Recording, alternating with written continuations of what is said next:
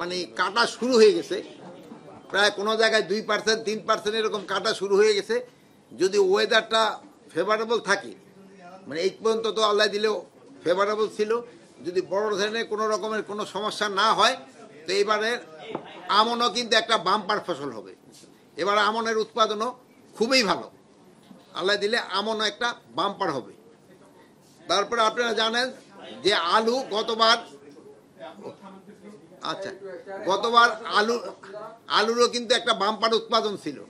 আলু বেশি উৎপাদন হয়, কৃষকরা কিন্তু দাম পাচ্ছে না। এবার যে কৃষকরা দাম পাচ্ছে না, আরে ভাই, কৃষকরা কিন্তু এবার দামও পাচ্ছে না আলুর ক্ষেত্রে। তা আপনারা এইটা কিন্তু কৃষকের একটা বড় ধরনের লস হয়ে যাচ্ছে এবার আলুতে। অনেক সময় ভালো উৎপাদন হয়ে গেলে আবার কৃষকরা সাফারও করে যায়।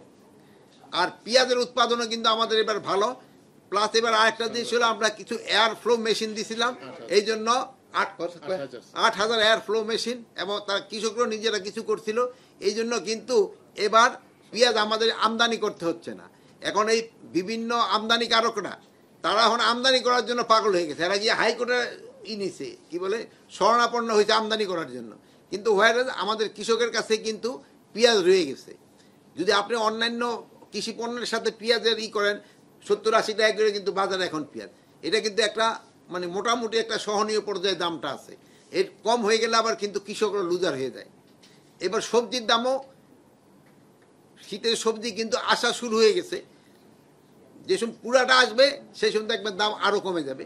বাট এখনও যদি ধরেন যে 2-1টা ফুলকপি দেখায় বলে যে এইটার দাম অনেক, কিন্তু এটা তো যেহেতু সিজন না, সিজনের প্রথম দিকটা কিন্তু উৎপাদন করতে খরচও কিন্তু অনেক বেশি হয়, প্লাস এই অনেক সময় তাদের নষ্ট হয়ে যায়।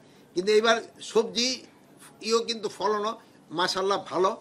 আমরা আশা করি এবারও সবজির দামটা একটা রিজনেবল থাকবে। তারপরে সবজির ভিতরে আলু এবং কি বলে পেঁপে, এই দুইটার কিন্তু দাম আবার বেশি কম। তা আপনারা এই আলু চাষি এবং পেঁপে চাষিদের জন্য দোয়া করবেন, ওরা যেন একটু দামটা পায়। ওরা যদি দাম না পায় আগামী কিন্তু এরা আলু চাষ করবে না, সেই সময় কিন্তু একটা বড় ধরনের সংকট দেখা দিবে। আরেকটা দেখেন, মাঝে মাঝে লেখেছে সারের আল্লাহ দিলে কোনো সংকট নাই, সারের কোনো সংকট নাই, এবং সার আমাদের সাফিসিয়েন্ট সার রয়ে গেছে, এবং ভবিষ্যতে আমরা যতদিন আছি আল্লাহ দিলে সারের কোনো সংকট হবে না কৃষকের কাছে, এবং সারের কোনো দামও বাড়বে না। আর আমরা এখানে খামারি অ্যাপ একটা করেছি, ওই খামারিরা ওই অ্যাপটা দিলে ওই জমিতে কি ফসলটা সবচেয়ে ভালো হবে তাই করতে পারবে, প্লাস আর কি পরিমাণ সার লাগবে ওইটাও তারা নিরূপণ করতে পারবে। আপনারা জানেন আমাদের কৃষকরা অনেক সময় কিন্তু সার বেশি দিয়ে দেয়, স্পেশালি ইউরিয়া সারটা তারা বেশি দেয়। ইউরিয়া সারটা দিলে গাছটা কিন্তু একটু বড় হয়ে ওঠে এবং সবুজ হয়ে ওঠে, কিন্তু ফলন কিন্তু বাড়ে না। এটা একটু আপনাকে প্রচার করতে হবে, ইউরিয়া সারে কিন্তু ফলন বাড়ে না। আর ডিএপি অনেক, প্লাস আবার ডিএপির ভিতরে 20% ইউরিয়া থাকে, 100% ইসের ভিতরে 20%। এই জন্য হয় কি, ইউরিয়া সারটা আমাদের দেশে খুব বেশি দেওয়া হয়, এই ইউরিয়া সারে কিন্তু আমাদের জমিটা নষ্ট করে দেয় অনেক সময়। এই জন্য আপনারা একটু বলবেন যে ইউরিয়া সারে প্রয়োগটা যেন একটু কমে যায়। এখানে আপনাদের অনেক আছে কৃষি সম্বন্ধে লেখালেখি করেন এবং আপনাদের ভালো নলেজ আছে এটার উপরে, আপনারা এই জিনিসটা একটুখানি প্রচার করবেন। আর আমরা 25 বছরের জন্য একটা করার চেষ্টা করতেছি, দীর্ঘমেয়াদী পরিকল্পনা, কিভাবে আমাদের খাদ্য শস্যের একটা পরিকল্পনা, এটা আমরা করার চেষ্টা করতেছি, আর খুব তাড়াতাড়ি হয়তো আমরা কমপ্লিট করব। আর একটা আমরা করে যাচ্ছি যে কৃষি জমি সুরক্ষা আইন। আপনারা জানেন কৃষি জমি কিন্তু আপনি সাংবাদিক নেই, নিবেন কিছু? হ্যাঁ, কোনটা কি বলেন? কি ও বিটিভি তো পিছিয়ে থাকার কথা। কৃষি জমি সুরক্ষা আইন, আমরা একটা কৃষি জমি সুরক্ষা আইন করে যেতে যাচ্ছি, যে হলে আপনারা জানেন যে কৃষি জমিগুলি কিন্তু দিন দিন কমে যাচ্ছে, ঘর বাড়ি উঠতেছে কৃষি জমি, কিন্তু আমাদের জনসংখ্যা কিন্তু বাড়তেছে। তা আমাদের কৃষি জমি কমে গেলে আমাদের কিন্তু কতদিন আমরা হইতে হবে, আমাদের কিন্তু পরনির্ভরশীল হয়ে যেতে হবে। এই জন্য কৃষি জমিগুলি যেন নষ্ট না হয়, এই জন্য আমাদের ব্যবস্থা করতে হবে। এই জন্য কৃষি জমি সুরক্ষা আইন আমরা করতে যাচ্ছি। এগুলি ছিল আমাদের আজকের পয়েন্ট। এরপরে যদি আপনাদের কারো কোনো প্রশ্ন থাকে জিজ্ঞেস করতে পারেন। আপনি বললেন যে সারের কথা বললেন, কিন্তু সারের প্রশ্নটা হলো প্রথম হলো সারের নীতিমালা করার কথা যেটা ছিল, যেটা আমি শেষ করি তারপরে সেইটা কোন পর্যায়ে আছে? সারের নীতিমালা হইলে তাহলে রাজনৈতিকভাবে ডিলারশিপ পাবে না, সেই ধরনের একটা সিদ্ধান্ত ছিল নাম্বার 1। নাম্বার 2 হলো এই একটা করে বোন একটা করে শেষ করে লই। সারের বিষয়ে সারের আমদানি বেড়ে যাওয়ার কারণে সারের দাম বেড়ে গেছে, কৃষকের কাছে কৃষকের নিজেদের কথা। এই কৃষক শোনেন, এই আমদানি দামের সাথে কৃষকের দামের কোনো মূল্য না। শোনেন, আমদানি বাড়লে না, কৃষকের জন্য ফিক্সড দামের রেট সরকার, এটা হলো ভর্তুকি দিবে সরকার।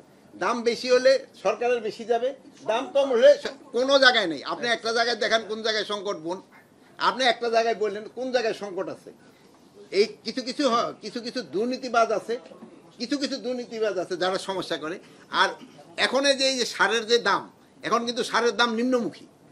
এখন এই যে লাস্ট যে আমাকে প্রকিউরমেন্ট হচ্ছে, প্রত্যেকটা সারের দাম ওই নিম্নমুখী। এই নিম্নমুখী।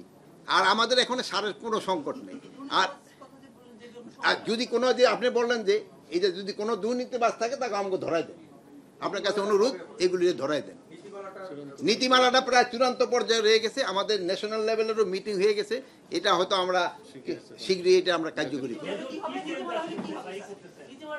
নীতিমালাটা হলে এখানে কিছু আছে যাদের দেওয়া হয়েছিল আগে, যাদের কোনো বৈধ লাইসেন্স পাওয়ার ওই উপযোগী না। যেমন ধরুন আমি একটা এক্সাম্পল দিই, একজন লোকের নেওয়ার কথা হলো 5 ফিট 4 ইঞ্চি, ধরুন আমাকে সে হলো 5 ফিট, তারও নিয়ে নিছে। ধরেন এরকম একটা, যদিও এটার ক্ষেত্রে এই এক্সাম্পলটা অত অ্যাপ্রোপ্রিয়েট এক্সাম্পল না। হ্যাঁ, এক ফ্যামিলিতে 3 জনরে দিয়ে দিছে। এইগুলি হলো নীতিমালা বহির্ভূত ছিল। এই জন্য আমরা একটা ন্যাশনাল কমিটি করেছি। এবার ন্যাশনাল কমিটিতে কিন্তু আমরা 2 জন ছাত্র প্রতিনিধিও রাখছিলাম, যে তারা যারা কৃষি ইসে পড়ে তাদেরও আমরা রাখছিলাম। আর একটা জিনিস হলো, এবার আমাদের আরেকটা সারের নীতিমালা করা হয়েছে, যেমন বিসিআইসি দিত একটা লাইসেন্স, আবার বিআইডিসি দিত একটা। এক ভদ্রলোকের 2টা লাইসেন্স নিতে হইতো, এখন একটা লাইসেন্সে নিতে পারবে।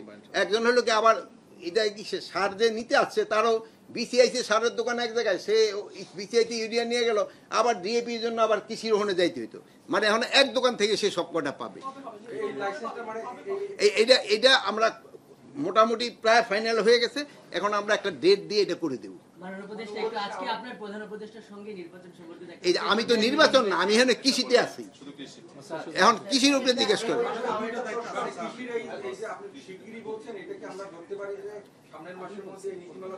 সামনের মাসের মধ্যে, মোটামুটি সামনের মাসে না হইলেও পরের মাসের মধ্যে আল্লাহ দিলে হয়ে যাবে। হয়ে যাবে। যে আপনার এই সার কারখানাগুলিতে যে গ্যাসের প্রাইস ছিল 16 টাকা, সেটা 40 টাকা করার জন্য অলরেডি গণশুনানি হয়েছে এবং সেই দাম বৃদ্ধির ফাইনাল পর্যায়ে আছে। এখন যদি 16 টাকার গ্যাস সার কারখানা যদি 16 টাকার গ্যাস 40 টাকায় হয়, এই ক্ষেত্রে কিভাবে কৃষকের খাতে এর কোনো সম্পর্ক নাই। কৃষকের রেট ওইটাই। এই যে আপনারা ওই যে রেশনের যেমন দাম দেওয়া হইতো না আগে, আপনার আমাদের দেশে তো আগে কিন্তু রেশনের চাল আসছিল না, রেশনের একটা ফিক্সড রেট। এখন সরকার কয় টাকা কিনে কয় টাকা বিক্রি, ওইটার সাথে কানেকশন নেই। সে কত 22 টাকা না, এখন কত করে দেন ইউরিয়া কত, এরকম 3টা। এখন একটা ওই যেই দামে ওই দামেই তারা পাবে। এটা হলো ভর্তুকি দিবে সরকার।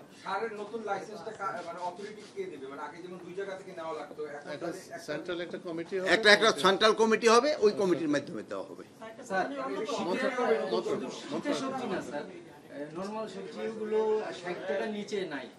এখন হলো কি, না মানুষ খুব একটা, শোনেন আমি শেষ করি, শোনেন। আবার ওই যে ধরেন আলু হয়ে গেছে 10 টাকা, এখন হলো কি ওই সবজিটা, এখন হলো কি এটাও কিন্তু সবজি। পেঁপে 15 টাকা, এখন এটাও কিন্তু সবজি। এখন হলো কি গিয়া, এখন যদি ওই ফুলকপির দামটা দেখা দেন, ফুলকপির দামটা দেখেন, কিন্তু আলুর দামটা বলেন না। আমাকে খালি অনুরোধ, আলুর উৎপাদন যারা করতেছে তাকে ক্ষেত্রে একটু টাকা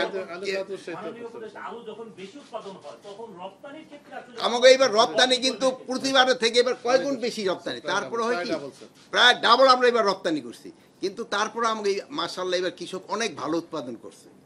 এখন হয় কি, উৎপাদন বেশি হয়ে গেছে ইনফ্যাক্ট।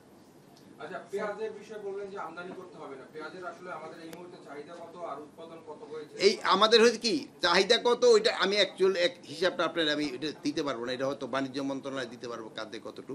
কিন্তু আবার আমাদের হয় কি, আরেকটা আপনাকে সুখবর দিচ্ছি, যে আমাদের যে গ্রীষ্মকালীন পেঁয়াজটা, এটাও কিন্তু হয়ে গেছে, Already এই সপ্তাহে ম্যাচিউর হয়ে গেছে। এই সপ্তাহে গ্রীষ্মকালীন পেঁয়াজও চলে আসে, উৎপাদন শুরু হয়েছে। উৎপাদন শুরু হয়ে গেছে। উৎপাদন শুরু হয়ে গেছে মানে উঠায় ফেলছে। উঠানো ফেলানো শুরু হয়ে গেছে। হ্যাঁ, কৃষিজ সুরক্ষা আইন, স্যার। কৃষি জমি সুরক্ষা আইন হলো একটা, আমরা এখানে আমরা এই মানে কৃষি মেইনলি এটা করতেছে ভূমি মন্ত্রণালয়ের এই কাজটা, ভূমি ইসের আর পরিবেশ আর মানে ইসে কি বলে গণপূর্ত না মানে ইন্ডাস্ট্রি, যেটা এই যে শিল্প, এটা নিয়ে আমরা করতেছি যে কৃষি জমিটারে কিভাবে রক্ষা করা যায়। যেমন ধরেন কিছু কিছু ফসলি জমিতে কোনো অবস্থায় আমরা কোনো রকমের ইনফ্রাস্ট্রাকচার করতে দিব না। না, অন্য কোনো কথা বলবো না। আজকে ভাই আপনারা এখানে আইছেন এই জন্য অনেক ধন্যবাদ। কৃষি নিয়ে যে নিউজ দিচ্ছে এগুলো আমাদের যথেষ্টভাবে যাবে, এখনো যাচ্ছেও। যদি আপনি একটু স্বরাষ্ট্র উপদেষ্টাও স্যার আপনাকে না, আমি স্বরাষ্ট্র উপদেশে ওখানে যাব। কৃষি বাড়া এখন যদি কথা কই, আপনি খালি ওইটা লিখবেন, এইটা লিখবেন না, কৃষকের দুঃখটা লিখবেন না। আপনারা